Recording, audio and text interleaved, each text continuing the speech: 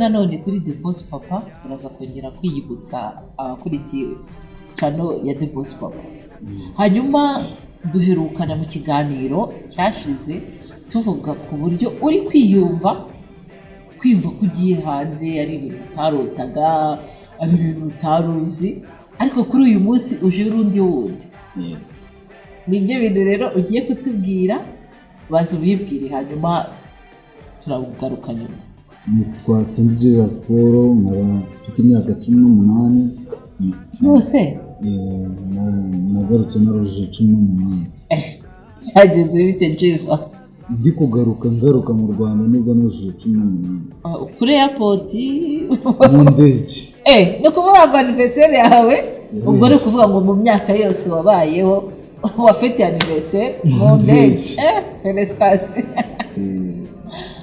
Anyway, nimukumve ko ibi bintu twabyishimiye ngo wumve we n'ubuturage n'iki. Ndagira ngo ubwire ko Tsindabatsinde Football Academy ni abana twakuye hirya no hino, abenshi iri mu byaro, hahandi umuntu atigiriraga n'icyizere cyo kumva ko ngiwe nzagera i Kigali harenge ngira urinde, ugasanga umuntu nimba nabirose n'inzozi. Rero nitwegere tubyishimira, ntiwumve ngo ni ubuturage n'iki, tuba tuzi aho umuntu yavuye kandi naho ari kujya. Ugiye rero kutubwira uko byagenze. Urumva kamera anniversaire ayikoreye mu ndege ngiye n'ibiranambaho.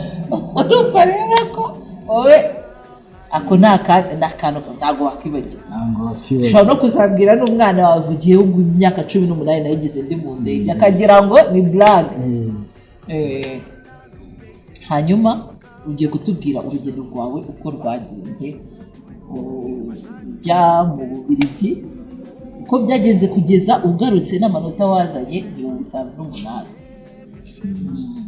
Urugendo rukomeye rwatangiye i Kanombe hano i Kigali, kujya mu ndege bwa mbere, kuko nabwo nari nzi ko ndi bukomezanye n'umuntu wari wanjyanye paka ninjiye mu ndege. Kumbe nsanga turatandukanira tucinjira mu kibuga kinini cyota dutandukana. No kuvuga icyo yari gukora yari mu ntegereze mpaka amagurutse akamenya ko magurutse, ariko nyine nabyo byabanje kunshangamo ukuntu aho ndi bushyire ibikapu nkaza kubibona mu ndege, kuko nyine kwa kundi umuntu aba abona ibintu Rwanda. Hanyuma ugezeyo byagenze ngezeyo Jesus wiyumvishe ubundi ukimara kwicara waratekereje ni ngewe Jesus nyine wabyumvise. Ndumva ashaka kumvise feelings ukuntu zari zimeze, uragenda ugera ku kibuga cy'indege wumvaga ari undi muntu. Ubundi tucinjira ku kibuga cy'indege Kanombe, imodoka rwarangije kudusaba, numvaga umubiri atari njye wambaye.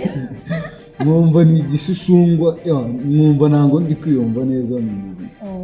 Noneho nyine ababyeyi bari baje kunsezera na mukuru wanjye na koca wanjye, mbona ndabasize nyine ninjirana n'umuntu wari ugiye kumperekeza. Nyine numvaga ntari kwiyumva ubwanjye mu mubiri, numva mfite ubwoba. Umva atari wowe ugeze aho bakujyanye.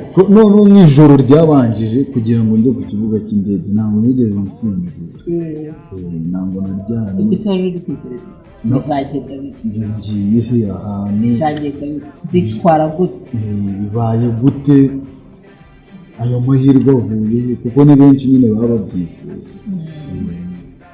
Hanyuma rero ukimara kubona ugezeyo, ese n'icyo wabonye kidasanzwe gitandukanye naho wari umenyereye? Ni izihe mbogamizi wagize? Ni iki wakoze kugira ngo izo mbogamizi wabonye ubashe kuzibamo kandi mu buryo bwiza uzane amanota wazana? Ikintu cya mbere, imbogamizi ntabwo zabaye nyinshi, ariko nk'ibyanunguye nk'ukuntu ikibuga cy'indege cy'Uburuseli kingana, ni kinini ku rwego ku buryo iyo ngiyeho ndi njyenyine wabura kubera ukuntu hangana.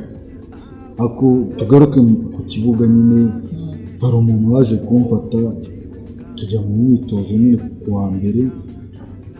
Noneho tugeze ku myitozo ngira ngo nyine turakomezanya, agende abwira abatoza ati nguyu icyo yankoreye yandikuje ku kibuga, anyereka vestiaire, bo baba bafite za vestiaire, njyayo nyine arambwira aho ngo n'ubwo noneho bwikuriye njya mu bantu tutavuga ururimi rumwe tudasa kimwe ninjiramo kuko yanjyanye kare nageze muri resiteri ndi uwa mbere nk'uko imyitozo yaba iri nka saa 11 wowe ukahagera saa 9 ubwo nageze muri resiteri baranyingurira banzanira imyenda bakuzanira imyenda yose ipantaro ikabutura ikoti umupira amasogisi n'inkweto byose barabikuzanira uwo muntu we ubizana tuba turaganiriye nyine arambwira ati ahangaha ugende gutya na gutya kuko arahakora niyo ushinzwe kwambika nyine abakinnyi bashya baba bafite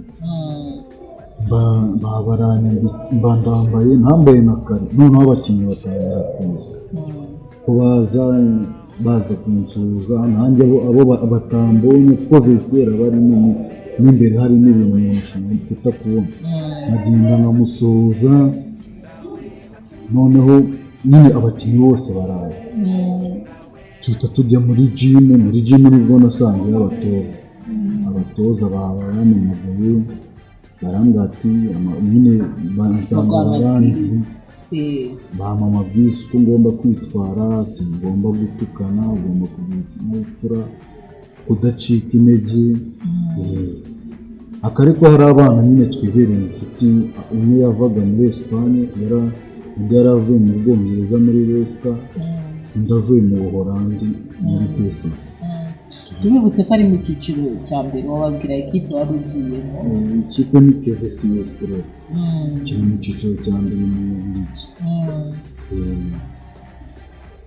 hanyuma komeza nyine utubwira amakuru yose kugeza ugarutse hanyuma akavideo twabonye utsinda igitego twari gutsinda igitego no gutsinda igitego hariya yari imyitozo ya kangahe yari imyitozo ya kabiri iya mbere byagenze bite iya kabiri byagenze bite iya mbere ubundi niyo yari igoye kubera ukuntu bakina nyine bo bakina ku muvuduko uri hejuru w'uwo dukina ariko nyine nari mfite undi mukoca wundi yarambwira ati tuzi ukina ibintu bikeya nyine uwo wari wanjyanye ku kibuga nawe ni umutoza wabo yarambwira ati tuze nyine hano ni i Burayi mu myitozo ya mbere natanzemo assist umukinnyi atsinda igitego bimworoheye yari ukudepoza gusa kandi hariya assist biri hafi y'igitego ni ukuvuga ngo barakubara nawe mu bantu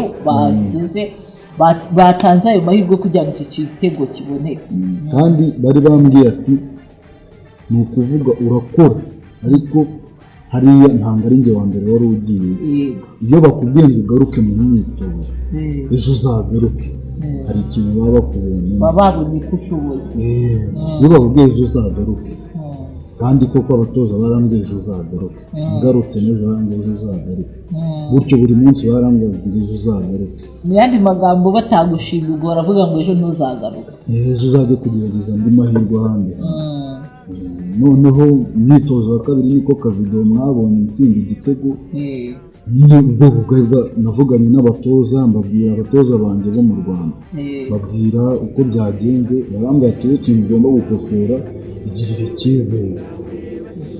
icyizere ndakigiye kiba kigiye kiriya gitego mwabonye na kiriya gitego kugifata nabyo ntabwo biba byoroshye kuko imyitozo y'abantu bakuru ntabwo bemerewe kubifotora nabyo ntabwo biba byoroshye none kiriya gitego nicyo mwabonye kandi ntabwo ari kiriya nawe natsinze n'ibindi bibiri ni ukubera ari kiriya nyine mwabashije gufata kuko uwo muntu twajyanye niwe wavanye telefone nyine ariyiba afata akavideo gato undi mu kibuga niko gukomeza nyine hari umunsi natsindaga ibitego 5 kubera ko hari n'abataka nyine babara statistique zawe utsinda ibitego none nacaga no mu mpande bakavuga batanga assist ibintu n'ibyo nyine kandi hariya nkuko bari babikubwira mbere yo kugenda hariya i Burayi kugira ngo bakwemeze nuko ugomba gukina neza nimba ari ku mwanya wawe kandi ukazajya unadefanda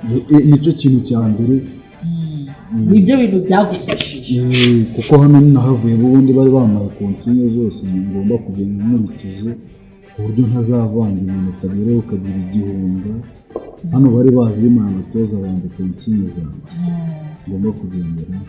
nuko ubutsinze igitego, imyitozo irarangira, hanyuma muri rusange byarangiye noneho uri kwiyumva uri Jesus wowe. Byarangiye mbere y'uko uza ariko umaze kubona ko noneho umaze kwa metiriza nsigaye ntsinda ibitego, wumvaga Jesus ameze.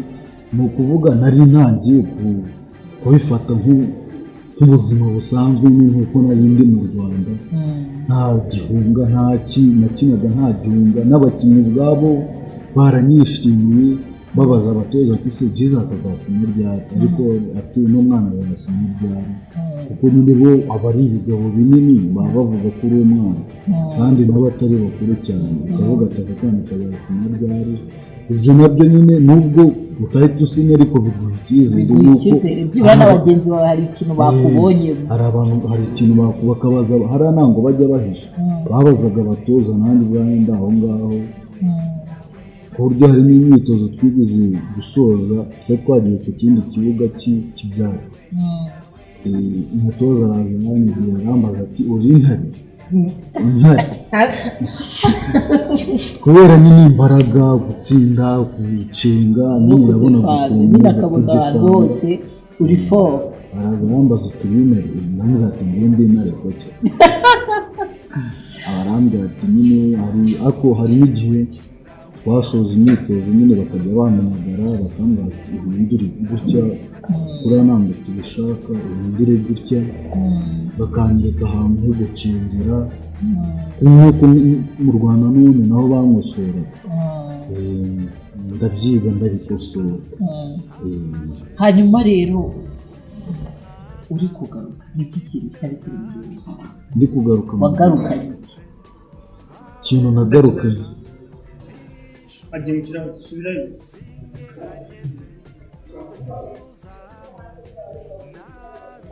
wumva waragarukanye Mbese ari mu kiraro nagira ngo mbe tube mucika turimo turamubona. nyine kubivugaho cyumvise ko wari wishimye n'agaruka ugera hano mu Rwanda hari ikintu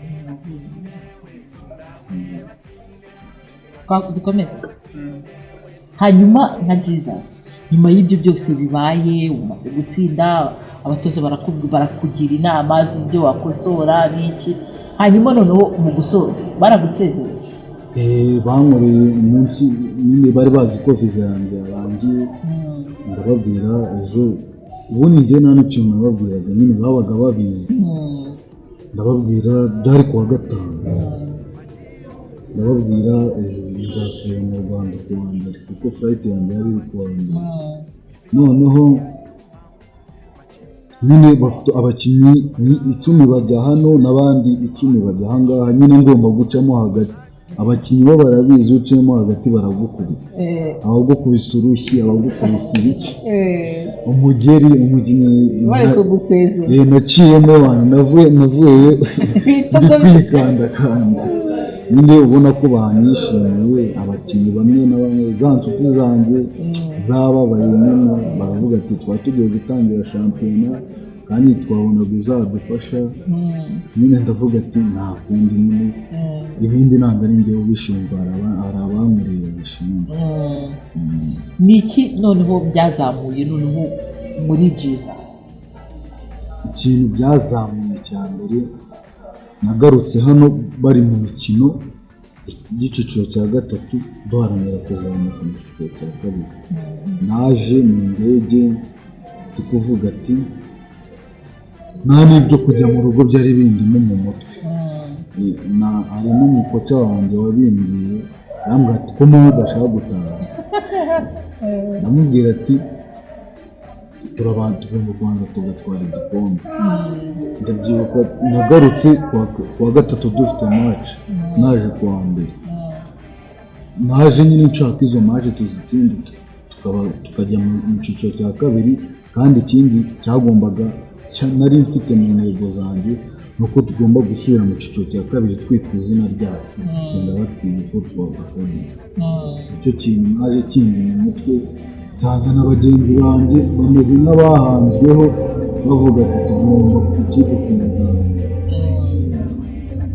hanyuma nyuma y'iyo experience yose niki kintu noneho kuri iri shuri mbere wabwiraga bagenzi bawe ko bishoboka ko wagenda, noneho uyu munsi urababwira ko bishoboka ko wanavayo kandi nabo bavuze ko uri umukinnyi mwiza ndetse ukaba wanasubirayo, si uko ugenda gusa, ukaba wagenda ukasubirayo ukazongera ukanasubirayo.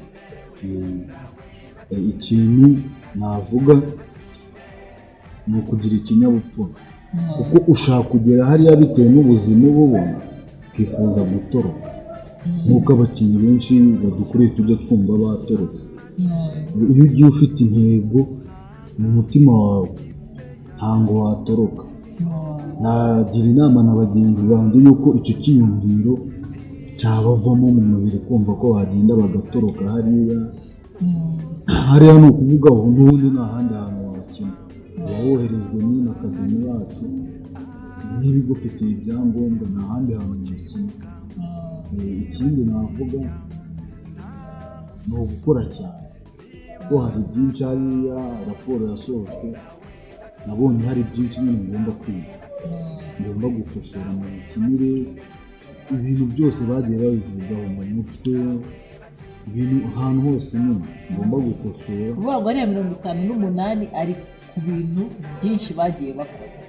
Ni ibintu byinshi cyane ariko ukuvuga rero kubona 58 ntago ari ibintu bibi, noneho ari n'icyiciro cya mbere wagiye gukina, noneho hatari no muri Afurika ari ku mugabane w'Uburayi. Ni ibintu byiza, reka nkubwire ngo courage kandi ukomerezaho. Hanyuma dusoza iki kiganiro, inama nkuru cyangwa se nyamukuru wasangiza abagenzi bawe ni iyihe? Inama nasangiza abagenzi banjye cya mbere ni ukugira ikinyabupfura, kubaha abagukuriye, ikindi no kudacika intege. Hari n'umuntu wari kugera hariya akumva ko viza irangiye akumva ntashaka kugaruka mu Rwanda. Icyo cyumviro nta muntu utakigira, ariko kukirwanya ukagaruka. Ikindi ni ukumvira abatoza. Muri abatoza nasanze ari bamwe abaha ngaha n'abahariye, ibyo baba bakubwira ni bimwe, ahubwo nuko hari ababa barateye imbere kuturusha, bakubwira bakoresheje amavideo, bakoresheje iki. Ikindi navuga nta gucika intege. N'ubu hari uwo dushaka kuba twarakinanaga akabona ko njye ngiye we ntagende agacika intege, kandi buri muntu wese aba afite igihe cye, itara rye rizagira. Ikindi navuga kubaha abayobozi bacu ndetse no kumva ibyo batubwira, nayo iri mu ntwaro idufasha kugera ku ntego zacu no kubaha ababyeyi bacu. Urakoze cyane. Wumva uri byiza noneho umeze ubu ngubu mba mfite icyizere, kandi bizeye ko uzanasubirayo ukatsinda. abana vuba nzasubirayo kandi nzatsinda. Urakoze cyane Jason. Hanyuma reka tubwire abantu baduteze amatwi ndetse na bagenzi bawe ko ntago twese igihe kizazira rimwe nk'uko wabivuze. Buri muntu wese afite igihe cye Imana yamushyiriyeho. Ku mpano yawe urimo n'ibyo unyuramo, shyiramo agatege, shyiramo imbaraga, shyiramo umurava, shyiramo umwete. Jesus muri ino minsi maze iminsi mureba, twabahaye ikiruhuko kubera twari tumaze kubona ko bamaze kubona igikombe, reka tubahe ikiruhuko. Jesus ntabwo yigeze aruhuka, yarabyukaga mu gitondo imyitozo akikoresha. Wowe ushobora kubura aho ngaho ukaruhuka ugakora imyitozo kuko ariko cyagukoresheje, kuko babikubwiye, ariko nawe ukwiye kugira ka kantu kawe kugira ngo ube excellent. Nuko ugomba nawe gutanga bya bindi byose ufite. Nimba ubona ko abandi bararuhutse, wowe ufite akanya, pourquoi nawe utakwikoresha? Ese wambwira ko ari kino no gisigaye kigutera imbaraga yo kubyuka kwikoresha nta n'umuntu ubikubwiye? Nuko nabonye ko iyo ukoze cyane n'imbaraga zawe Imana nayo iguhungisha. Ndayo nguko rero dukura amaboko mu mifuka, dukore buri wese n'impano ye, rimwe bizacamo bigende neza. Bonne chance ubwo nunasubirayo, Imana izaguha amahirwe ubone na ekipe. Murakoze rero abakunzi ba The Boss Papa. reka tubashimire rero mwese, iki kiganiro cyacu ntaha gisoreje, ariko ikiganiro igikoze nakagaruka, mbabwire ngo tuzagaruka tuje kubabwira n'andi makuru